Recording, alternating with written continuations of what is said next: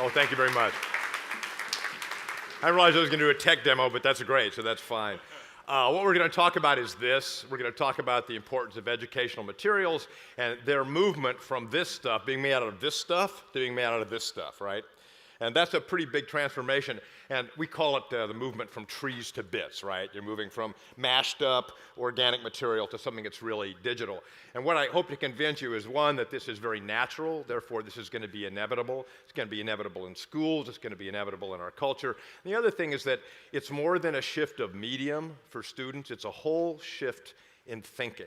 And that's profound. And if you follow medium and what mediums do and when it hits the brain, you know, this is probably also pretty inevitable. But that's how that stuff works. Anyway, so the other thing is this is better for teaching and learning. It's a thing we want to have happen in schools. And that even though it's better and even though it's inevitable, there are still these obstacles that we have to overcome, which is why you in this room are really important, because we can make stuff happen quicker if you all buy in and you understand it, because a lot of this is still tied up in ways that you're very important in. So let's get started and see what it looks like. We've been printing on stuff for a very long time, right? Printing, painting, embossing, doing all this stuff. And so we seem to think somehow that this material is natural, that reading, that decoding is somehow part of us, but it's really not true. We're much older than this stuff, right? We were designed much before we started doing this, and as long as there's been this kind of material, there have been problems with it, right? So, now, this is a very loose translation. I don't want you to think it's wrong, but this is probably the oldest thing that we as people have printed up. It was the Book of the Dead. This is actually the Devourer of the Dead, not to be trifled with, but that's how it works. But the Sumerians, one of the first literate cultures, in the reading classes, beatings were a regular part of it. Because it's because when you want to do this stuff, all these parts of the brain that aren't supposed to work together are forced to work together when you want to do decoding, and it's very different. This is much more what we were designed for, right? Looking at this and the motion and the sound. It's hard to hear the sound, but there's sound here. And if you look at this carefully, the camera's moving, but you're going to see something coming out of the water that's pretty significant. And I don't have to tell you that, because you're designed for this, right? It could be predator, it could be prey, it could be any of those things. No, there's nothing coming out of the water. I'm just saying, I don't have to tell you this stuff because it's the way you're wired. Anyway, nothing's coming out of there. This stuff, in fact, when you try to do this in your heads, it's much more difficult. A different part of the brain fires up when you're reading English than when you read Chinese. One guy that read both languages had a stroke. He could continue to read in English, but not in Chinese. It's a very neurological tap dance, and the reality is this. The reality is, what is that? What does that say? Seriously. Not really, but it's, you get the idea. And the truth is that it's very arbitrary what we make these little squiggles say, right? I mean, who decides what kind of meaning gets attached to that? And that's sort of what it's all about. And this all seems fine because, you know, there are good readers and bad readers. Have always been that. And, you know, people like to read or they don't like to read so much. But what about when you teach other things? When you try to teach conceptual stuff that has nothing to do with really decoding? Like these, what are these subjects? Yeah, see. And those of you that didn't believe it, it's like, what's wrong with you? This is an easy one, right? Anyway, I know what you're thinking, though. It is have a heavy reliance on this, or like to say phaginic, which is what, because the B is silent. Anyway, the notion is that we do have to do a lot of decoding. You get to these, and we really shouldn't. It's not natural, and it's why we're so far behind, really, in learning all those things. And a lot of data has come out about kids, and it's not going to surprise you. The fact that the brain has to wire itself sort of to do reading, and in a culture of media, the media is sort of rewiring it back the way that's more natural. So about a few years ago, people started looking at data with children and saying things like, you know what, they're just not paying attention. These are the same kids that could spend 2 hours in a video game, right? If they're not paying attention to this stuff that we give them in school. So old school researchers would say, well, these are problems, right? There's a problem here. And here's an important one. And all you have to read is the big red ones. I mean, I know we're in the 21st century, so I made the ones big and red, right? Because we can do that with electronic media. But look at this. Every hour of watching TV, media increases these attention problems. In other words, changes the way you pay attention by about 10%. That's the odds of having that happen. So Kaiser Family Foundation basically said that the average amount of media kids using today is 7.5, basically 8 hours a day. Minority kids, even more than that. So if you do the math, it means that there's about an 80% chance that kids have a different way of paying attention, right? So that's something we maybe should pay attention to. So that's how that works. So here's the other thing. It's not just children. It's some of you, and maybe you've observed this in yourself. This is a somewhat controversial article written in The Atlantic by Nicholas Carr. But he said, I'm not thinking the way I used to think. He said, it's the internet. It's changing the way I think. And this group in England said, new forms of reading are emerging. It's clear that's true. How many of you have noticed that in your own selves, right? It's just different. And it's because you're going back to the way that was probably more natural. And it's really weird that happens, but that's what's happening. So in education, finally, the thinking of the people that observe these things are thinking, why should we fight it? Why don't we, if they have a new brain, let's develop a new way of teaching. If they're wired to learn in a different way, let's do that. And the fact is that they have this extraordinary potential. And really, if we start teaching them in the way they're wired to learn, we'll teach them faster, we'll teach them more effectively, they'll remember it better, and actually they'll even test better. All this stuff is stuff that we know. So why does then the adult establishment really is attached to reading? I'm just telling you, it really, really is, and I think I know why. So let's do this exercise right now. These are sort of, our primate brothers. We're all primates, right? So I want you to imagine that we are all the people in the universe, right? Just us. Just us. And the person in front of you, sitting right in front of you, is the most important person in this whole universe, right? You happen to be sitting right behind that person. The person that can get you food, the person that can get you a mate, the person that can get you offspring, right? So how do you make an impression on them? Well, let's say all this debris is coming down, right? There's a lot of debris. So the person in front of you, what I want you to do is do what our primate brothers do, and I want you just to pick, and we'll do this imaginarily, right? I want you to pick stuff up. This is not the 60s. Don't touch the person, right? We have lawyers now. It's the 21st century. So really, I want you to take your hands. I can see you. I taught middle school. So you have hands? You in the front row, it's going to be harder because it has to be an imaginary person, but we're in a culture that really has a tradition of making imaginary people powerful. So I want you to do that. So you in the front, Tom, you have to do this. So in back of you, you have to, this is your chance. So what do? You're not giving them a massage. You're taking the stuff off, right? Taking the stuff off. So you do this, right? And then they're letting you do it. Ooh, I've got power. This person's letting me do it. Ooh, ooh. And so you say, well, I'll push it a little bit more. Take your non-dominant hand, which is probably your left hand, except for you, and you kind of cradle the hand. And now you're just stroking the fur because you know what? It's all messed up, so you do this, and you're doing this, and hey, more power, and lift your hands up. What are you doing here? You're doing this, right? You're doing this. And this is sort of that physical structure that every culture does when it reads. They do this and this. So does that make sense? Well, look at this. Fiction is 72% of the bestsellers. Look at what it's all about. Powerful people. Vampires, be on my side, be on my side. I mean, that's the way This is the best-selling list. This is 3 years ago. Here's last year. Again, more vampires be on my side, but other people too. Look, a smart professor of archaeology. Hey, I want you on my team too. So we just do this stuff. And particularly with electronic books, you could advance it with a button, right? But everybody likes to do this. And I think that's why. Here's the last one. Look, a smart Swedish investigator. We want that person. Even George Bush is there. So that's the kind of person that we want to do. So I think it's sort of a deep part of how we are. I think it's interesting that the Gutenberg Project, which has been giving away free books for a very long time, 40 years in fact, the number 2 book on the list is The Adventures of Sherlock Holmes. Somebody you really want, right, on your side. The number 1 book is the Kama Sutra. So you can put your hands, back in your lap. It's not, we don't need. So that's, anyway. So there really is a deep difference between learning in that way, whether it's part of our social, networking part or not. There's a big difference between that and this. So this is from Dean Sharesky, who put it up on Twitter, a friend of mine in Canada. And look at the difference this is. These are children who are learning from a device that has them in it, right? This is the camera inside looking at them. From now on, learning will come. We're going to look at the solar system later, some other stuff, comes from a thing that is them, right? It's their face. That's really a different thing.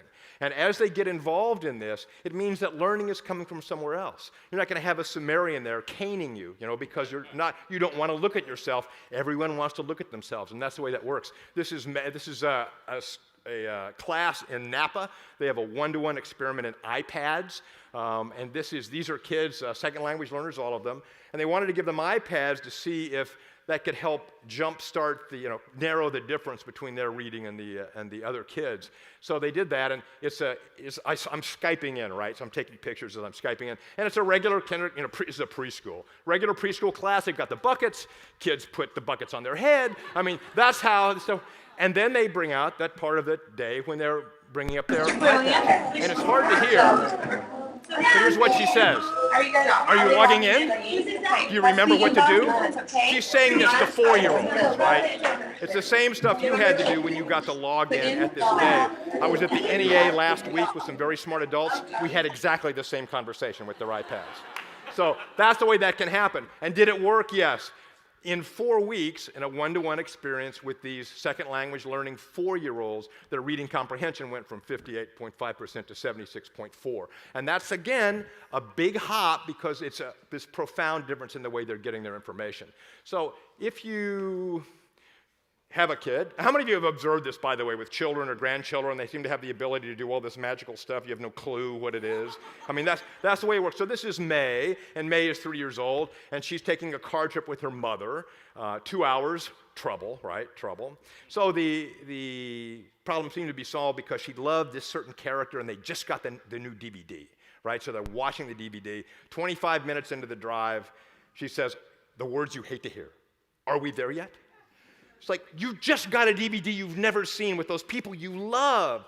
Well, the next trip that they took was in a blizzard, right? This is on the East Coast, a big blizzard. It's now a 5-hour trip going home. Don't go to the bathroom, don't drink water, all that stuff.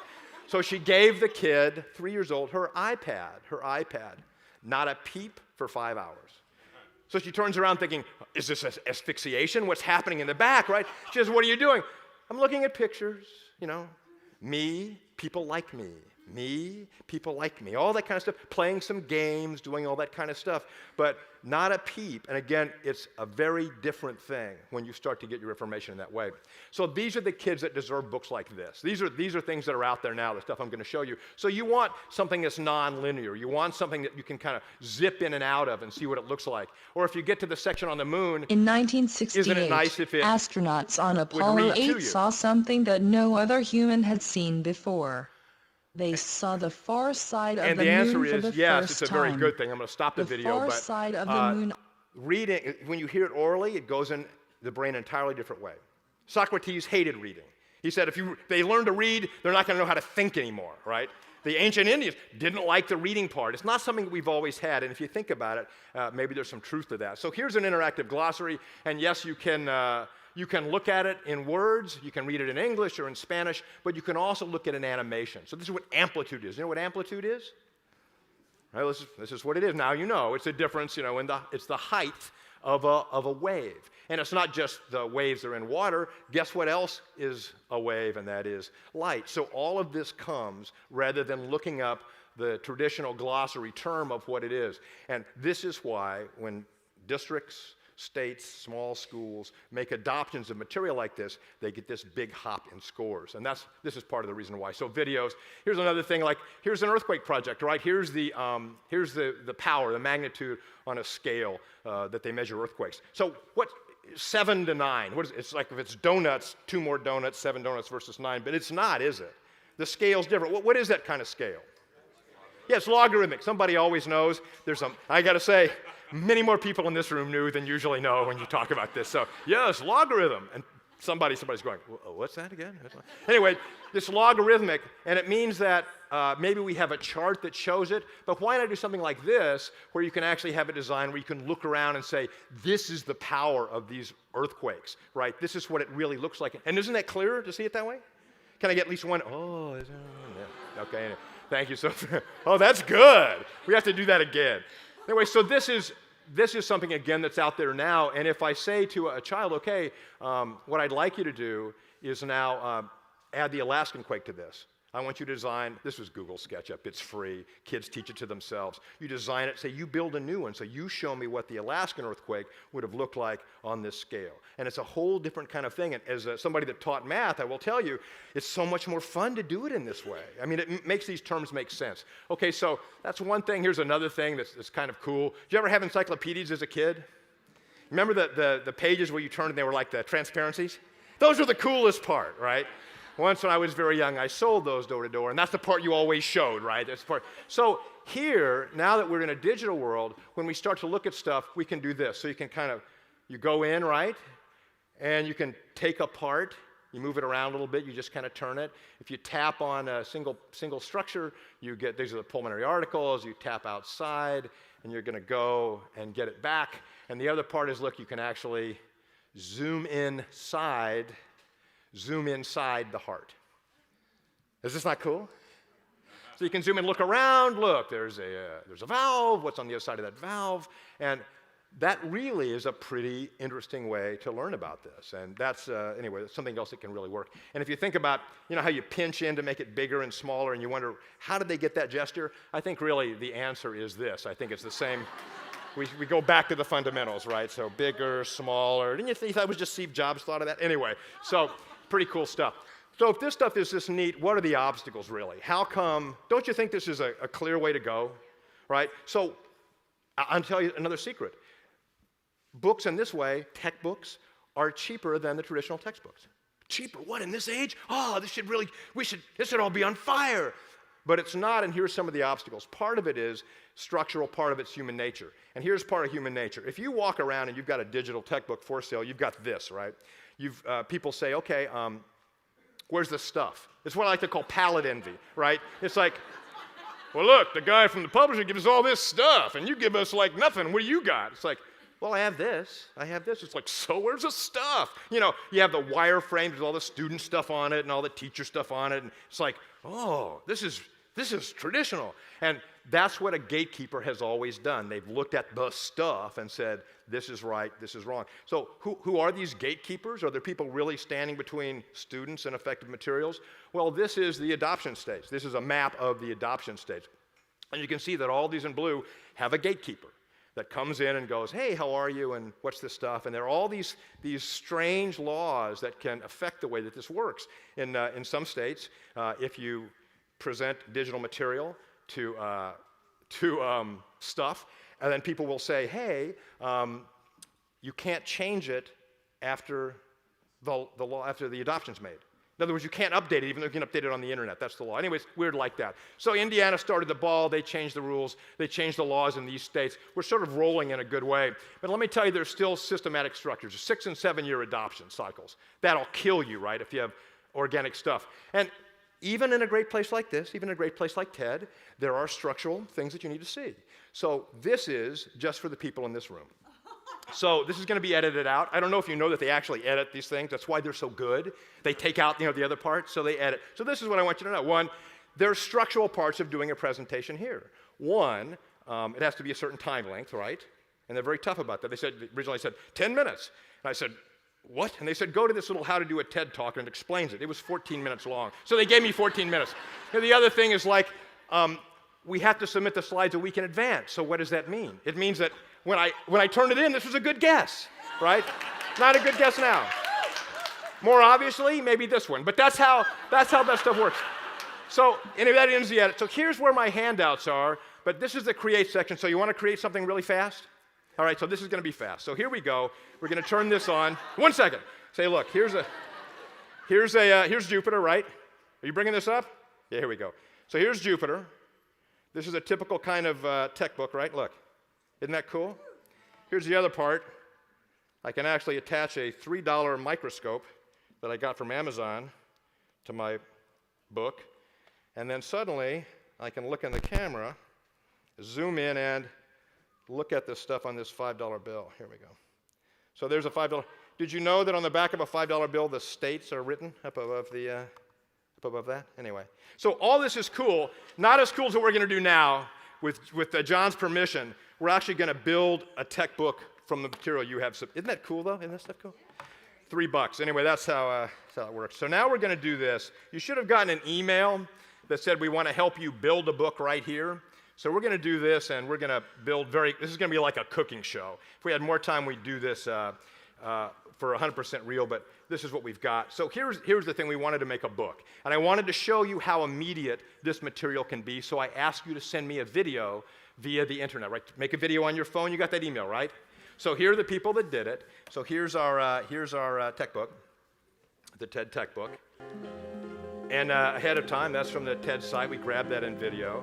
We also have the video. We could do text, so I grabbed some text. We've got images. We can grab images from any of these places. We could get videos, but I decided to get videos from you. So these are all the people that submitted videos. This is the first one, right? Somebody recognize your stuff, right?